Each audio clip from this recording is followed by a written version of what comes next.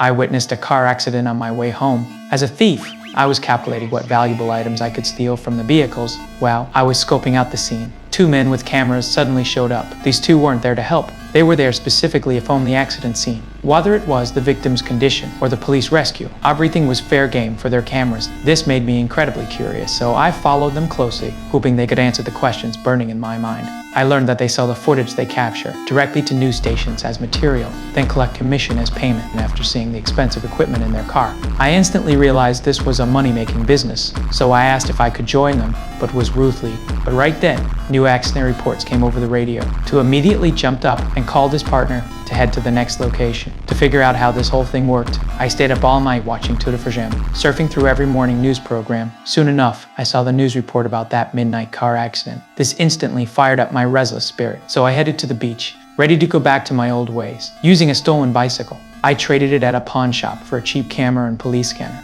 Soon the scanner crackled with reports of a fight on Sarah Boulevard. Using my phone's GPS, I successfully arrived at the scene, quickly fired up the camera, and started my very first shoot. But I hadn't even filmed for a few seconds before getting kicked out by the cops. I had no choice but to leave. Next, I found a new Ace arrest scene, but the outcome was the same, getting cursed out and kicked out by the police. I didn't give up. However, while I was filling up my car, I suddenly heard about a shooting happening nearby. I raced to the scene as fast as possible and found that a competitor had already arrived and started filming. To set myself apart from him, I changed my shooting angle and pointed the camera X, capturing footage of him being treated by paramedics. But I was quickly spotted by a nearby officer who angrily kicked me out. This also affected my competitor, who couldn't continue filming either. The competitor went ballistic on me, then started calling the news station editor on his phone to negotiate the price for his footage. So I secretly followed behind him, trying to understand how this industry prices things. When I learned the footage sold for $300, it struck a chord with me and motivated me to try and get my shot. Soon, I found the television station manager. At first, she didn't want to deal with me, but when I mentioned I was actually at the scene and had the closest footage,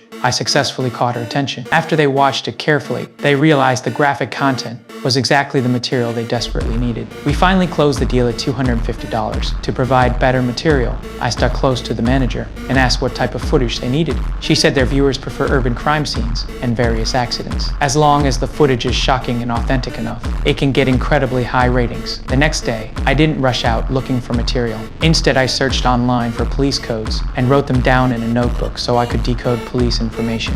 At the same time, to improve my filming efficiency, I hired an assistant for $30 per night. So there we were, sitting in the car, waiting for information to come over the scanner. It wasn't until evening that we got word of a fire. After confirming the location, I quickly called Mike to come along.